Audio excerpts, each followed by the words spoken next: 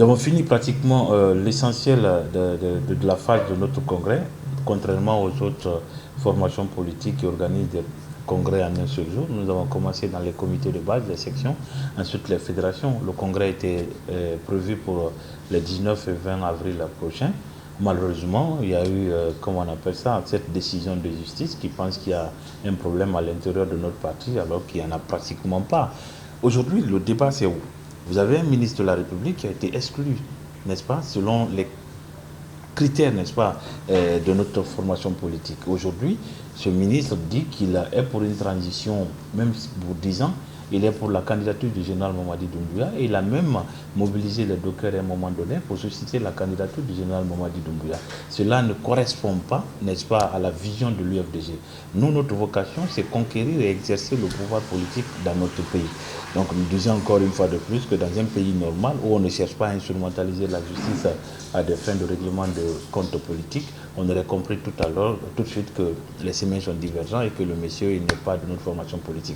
Mais aujourd'hui, le CNRD et le général Mamadi Doumbouya sont dans une dynamique de confiscation du pouvoir. Pour réussir cela, il faut faire sauter le digue de l'UFDG parce que c'est la force qui les empêche aujourd'hui de dormir. Mais malheureusement, ce qu'ils oublient, ce n'est pas l'achat de conscience, ce n'est pas le débauchage de certains cadres. Le parti d'abord, ce sont ses militants et sympathisants du parti. Et pour le moment, ils sont derrière la seule Belendalo. Dans un pays normal, malgré qu'il y a beaucoup de choses à dire par rapport au fonctionnement correct de notre État, dans la hiérarchisation des normes, la décision de la justice passe avant celui du ministère de l'administration du territoire. Donc on a signifié ça au ministère au MATD pour leur dire que nous sommes dans l'incapacité pratique d'organiser notre congrès parce que nous attendons une décision de justice qui va certainement sortir le 9 mai prochain, on l'espère, pour nous permettre d'organiser rapidement ce congrès et mettre notre parti en ordre de bataille. Comme je le rappelais tout à l'heure, notre objectif, c'est de gagner les prochaines consultations électorales dès le premier tour.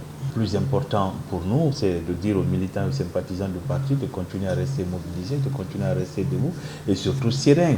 Depuis 2010, il y a eu beaucoup d'actes de débauchage au sein du parti, en tout cas au niveau des cadres, mais la formation politique est restée leader dans son domaine en Guinée et c'est la plus grande institution aujourd'hui de l'institution politique au niveau de l'Afrique au-dessus du Sahara. S'il y a un mérite pour le président de la Belendalo, c'est d'avoir réussi à prendre l'UFDG dans une situation d'anonymat et de l'en faire une grande institution politique aujourd'hui en vue de tout le monde.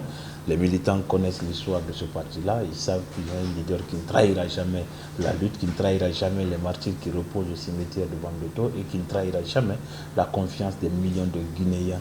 Parce que ça reste quand même un homme d'État qui suscite beaucoup d'espoir aujourd'hui, tant sur le plan national qu'à l'international.